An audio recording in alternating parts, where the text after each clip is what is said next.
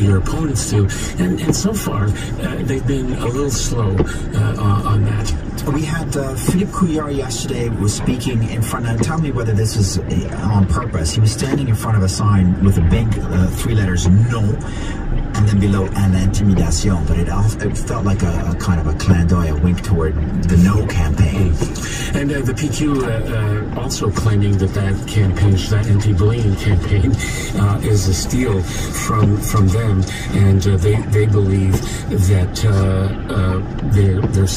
they're stealing their material. I just want to ask you a question. One of the things people are going to notice today as they're getting up is you're starting to see the ads, full page.